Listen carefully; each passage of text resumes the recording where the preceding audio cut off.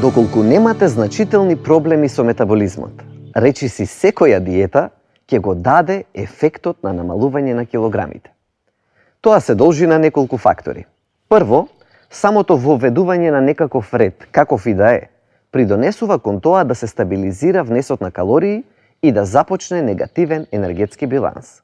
Второ, диетите автоматски значат и исклучување на висококалоричните храни, па едноставно престанувате да се храните со се и се што, а тоа придонесува за побрзо слабење. И трето, за жал, голем дел од популарните диети се силно ограничувачки и намалувањето на килограмите доаѓа како природна последица. Но тука се наметнува следното прашање: до кога диетата ќе дава ефект? Тоа е главниот проблем кај сите диети. Додека траат, има ефект. И на денот на престанување започнува обратниот процес. Процесот на повторно покачување на килограмите. Тој феномен на нагорно и надолно, на изменично движење на телесната тежина е познат како јојо ефект. Ќе приметите дека има и многумина кои што велат дека кај нив нема јојо ефект, но се разбира, тоа од научен аспект не е точно. Јојо ефектот има значајни длабоки физиолошки корени. Не може туку така да биде победен.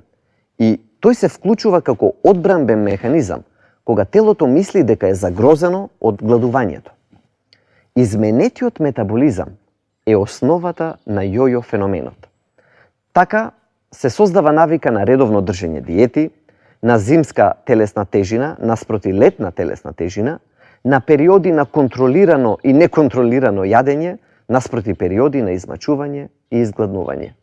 И сето тоа може би до некаде ќе беше прифатливо, ако не станеше јасно, како што веќе е, дека јојо ефектот силно го нарушува здравието на долг рок и го зголемува ризикот од кардиоваскуларни болести и диабет.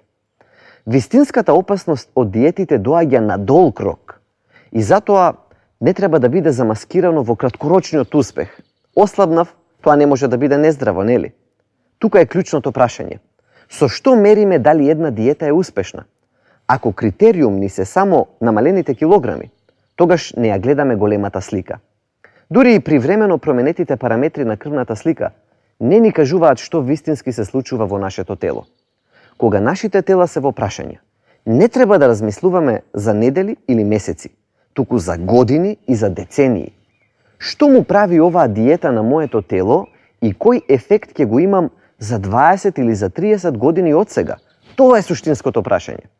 Постојат многу популарни диети, например, кои што се форсираат и фокусираат на употреба на сувомесни производи. Но тоа ќе го одговорам само со едно прашање. Дали знаете дека Светската здравствена организација ги прогласи сувомесните производи за канцерогени од прва категорија, предизвикувачи на рак? Тогаш, дали може на долг рок да биде здрава таа диета која препорачува употреба на сланина секое утро? Затоа, сите промени во исхраната треба да бидат постепени, но уште поважно, мора да бидат одржливи. Наместо редовни кампањи на слабење секоја пролет, одберете да живеете поздрав живот. Тогаш не само што ќе изгледате подобро, туку и ќе бидете поздрави на долг рок.